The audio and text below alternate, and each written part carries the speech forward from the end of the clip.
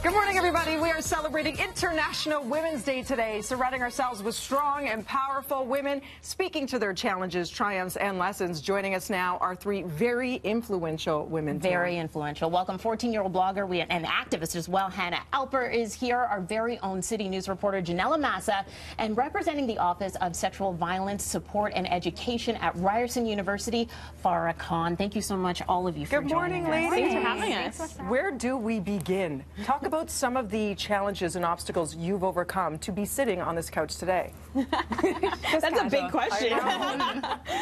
Farah, you've been an advocate for women for a very long time. Now, in lieu of all things, #MeToo time's up. Yeah. Do you see it going even further to help educate men and women to stop violence? Oh yeah, it has to go further. We have to go further until sexual violence isn't happening anymore. I want to lose my job. I'm not here to actually continue having the job to end sexual violence. It has to end. And so that means that we need to have those conversations and also recognize that it hurts women in their job, it hurts women in their education, and it hurts women in their family life when sexual violence happens. And so this is an ongoing struggle.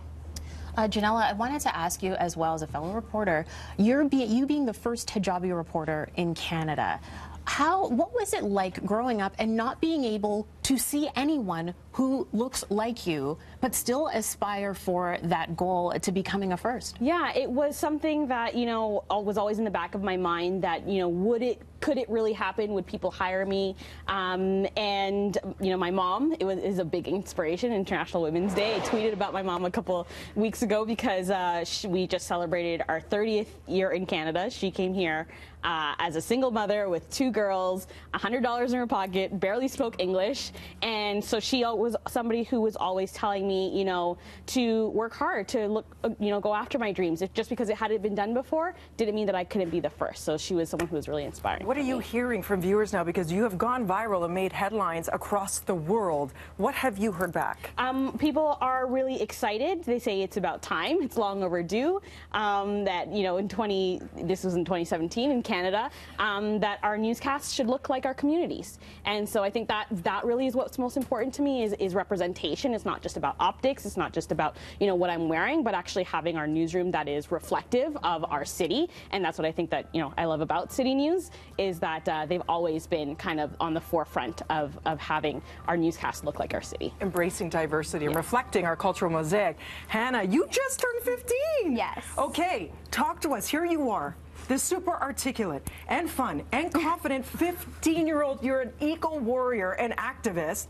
Where and how did you overcome the obstacles presented to you to have all of this confidence at your age? Yeah, so I started my blog when I was 9 and motivational speaking when I was 9 or 10, and I faced a lot of obstacles from people saying, oh, you're too young, wait your turn, wait until you're an adult to make a difference. But no, my generation is making huge change in the world, and we are creating huge waves of change, and I'm not going to stop just because I'm a girl or just because I'm a young person. In fact, I'm probably going to go even further. And so I have faced a lot of obstacles and a lot of skeptics, but that's why I surround myself with positive people who support me for who I am, for me being a young person and a young woman in the activist movement, and I'm so proud to help represent that. Have you heard from other young women who have heard you speak and then say, you know what, I didn't think that I, at this age, would be able to do something like you're doing? My goal throughout my whole journey has been to inspire people to recognize that they have the power and the capacity to create positive change in the world, no matter what that means. And so I have received so much positive feedback from people saying, because of you, I now know that I can make a difference. And to me, that just means the entire world, because that means that they have the power to go out there and take action, and that just means more change for the world, and that's really what we need right now. She's so inspiring. Hannah, when I was your age, I was a hot mess. I was thinking 90210 the first time around, and I'm comparing myself to girls in high school. I was the odd one out. And here you are in the digital age of social media, where there's so many people getting access to you. There's trolls. How do you navigate through all that? Yeah, so I believe that it's a wonderful time to be alive with social media, and I personally really believe in social social media for social good. I only use my social media to talk about what I'm passionate about, and we all need to do that. We all need to be positive on social media and talk about the issues and causes that we are passionate about. That's what we need. If this is our future, we are in incredibly good hands. I'm so inspired. I'm inspired by all three of you. Yes. Thank you so much. Stick around if you can. We'll be back with more BT on this International Women's Day. BT